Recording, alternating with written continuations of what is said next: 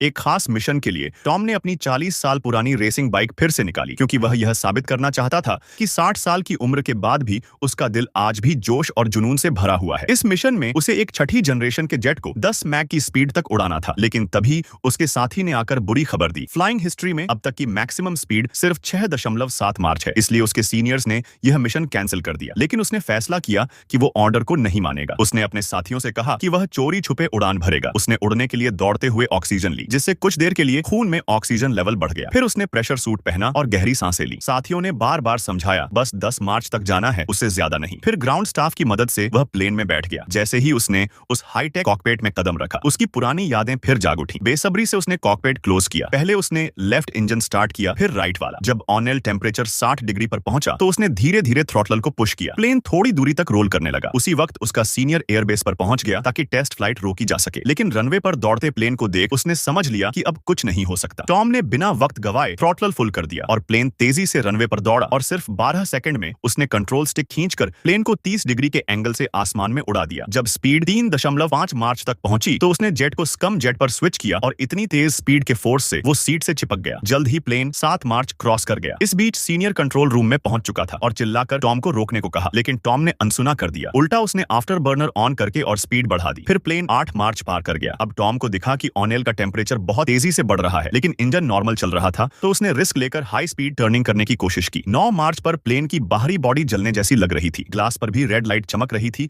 और पूरा प्लेन हिलने लगा। कंट्रोल सेंटर ने ओवरलोड वार्निंग दी, लेकिन टॉम डरा नहीं। उसने पूरी ताकत से डैशबोर्ड को देखा और दांत भीते हुए मिशन पूरा करने की ठान ली। आखिरकार प्लेन ने 10 मार्च पार कर लिया। सब लोग खुशी से चिल्लाने लगे और एक नया वर्ल्ड रिकॉर्ड बन गया। लेकिन तभी टॉम ने इमरजेंसी कॉल दी। उसके प्लेन के ऊपर एक अजीब सा फ्लाइंग ऑब्जेक्ट आ गया जो दिखने में किसी फ्यूचरिस्टिक प्लेन जैसा था। उसकी स्पीड इतनी तेज थी कि शायद 16 मार्च से भी ऊपर, और अजीब बात यह थी कि रेडार ने उसे डिटेक्ट ही नहीं किया। कुछ ही देर में टॉम का कंट्रोल सेंटर से कांटेक्ट टूट गया। डैशबोर्ड की लाइट्स ब्लिंक करने लगी, अलार्म बजने लगे और फिर अचानक इंजन बंद हो गया और फिर आसमान में एक तेज चमकदार रोशनी फूट पड़ी।